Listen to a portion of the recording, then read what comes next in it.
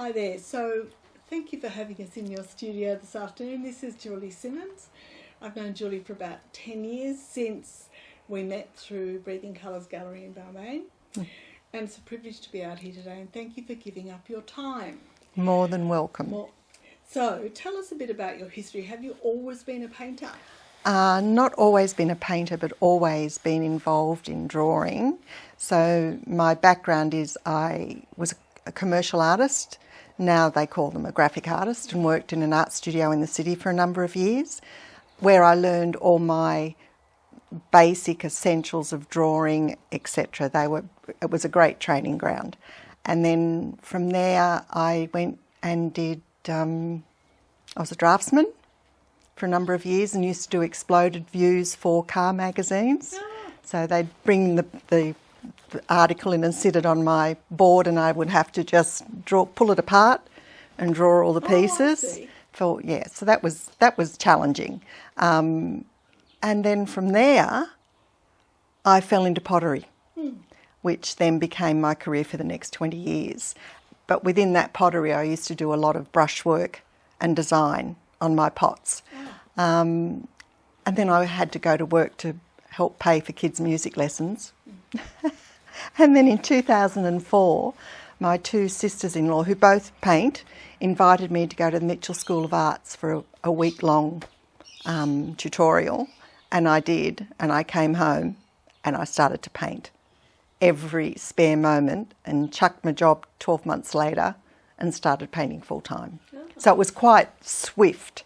And as soon as I picked up, because we were doing ads for newspapers and catalogues back in the day, it was all done with washes. So the natural instinct was to use watercolour. So as soon as I picked up watercolour, I thought, I'm home. This is what I should have been doing my whole life. Why did I ever walk away from it?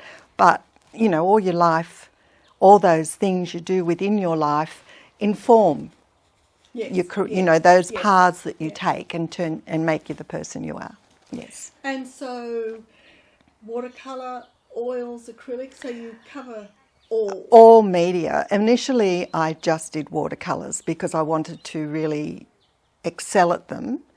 And some of my, the people that I adore, Singer Sargent and Andrew Wyeth, an American artist, etc., and even some Australian artists, their watercolours are just sublime.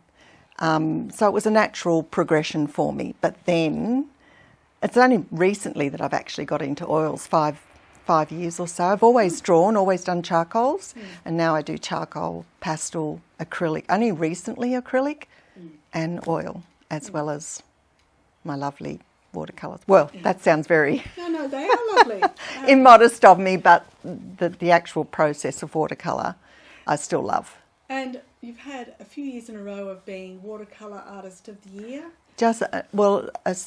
It says Artist of the Year, and that was a thing they have done in Darling Harbour each year. Yeah. So, she's a highly award-winning, sought-after artist. So, one of the things I love about your watercolour is that on the one hand there's the wash, but then on the other hand there's the definition. And later we'll have a bit of a pan around the studio to show, but when I look at the behemoth in the corner, the big crane on Cockatoo Island, the definition of the crane is very fine. That goes back to my drawing, my basics in drawing. Essentially, I'm a drawer. So to push yourself to go from drawing to then let go of the structure and allow the tones and that to tell the story, I found that transition quite difficult.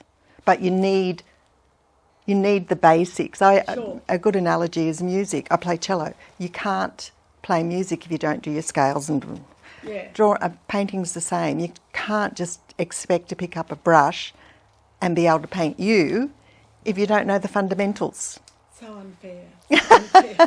So I've always loved the wash, that you do, like the skies and the water. They're just so beautiful. The other thing I love about your work is the subject matter. You go from, a little country hut with rusty old iron roof and fence to graffiti in the back streets of Newtown. Yeah. And then, the crane on Cockatoo Island. So and suburban streets where you've got the architecture sort of emerging. And I love that range. And the boats and the water that you do, as a, sort of when you were having shows at Balmain, people were really hungry for those kinds of things too. So what draws you to a subject? Light. Ah, yeah. Light. So with this one behind me, I've taken snippets out of my garden and putting together like a collage of plants and things. So for me, it's the way the light plays on the subject. I know people who will drive for hours to find a subject. I think you walk out your back door, and if the light's hitting a pot in the right way, or a plant, or a bit in the garden, or a tree. I've painted these trees out. I can't tell you how many times I've painted the trees out there because every day they're different. I feel like Monet. You go out and you think, oh, they're pink today. Okay. Oh, they're blue today. They change so rapidly with not just the morning light, the afternoon light, but the seasonal light, the reflected light, whatever is in the garden at the time reflects up on it and changes the overall, your perception of it anyway. So how do you deal with the fact that the light does change and go? You work very quickly. You With watercolour, if I'm painting outside, which I do a lot of plein air painting, I would draw my subject. I'll actually draw the shadows in, or I'll very lightly shade the shadows because it's too easy to try and follow the sun as it moves. And you've only got really an hour and a half maximum to get it blocked in. And I like to finish my watercolours outside. I rarely touch them when I come home because you destroy them. You go too far and you lose that initial impetus you have and the freshness of it. So I tend not to touch them when I come home. And with your choice to work with oils, do you choose oils? I guess why do you move from watercolour to oil? Oils are lush, and you've got time on your side as well with oils. Like watercolours dry fast. And for summer, oils are really good for summer because watercolours, you go out there, you either have to. Sometimes you have to soak the paper completely, especially if it's a really hot day, and you actually have to have a sprayer bottle in your hand almost the whole time spraying to try and keep the washes running. Because I like to work wet in wet, which means I put a wash on, put another wash on, put another, and it's all wet, and that builds the basis, and then I come back at the end and put the shadows and the definition. So when you're saying about the detail, it looks very detailed, but when you get up close, they're just blobs, or a quick brush stroke into a wet wash, which softens off. And as you step away, it's like a photo developing. So you look up close and you think, oh my Lord, what is that? So when I'm painting, I'm rocking back or walking back constantly to make sure I'm not putting too much. Less is always more. Do you feel as that your oil work, you love them both?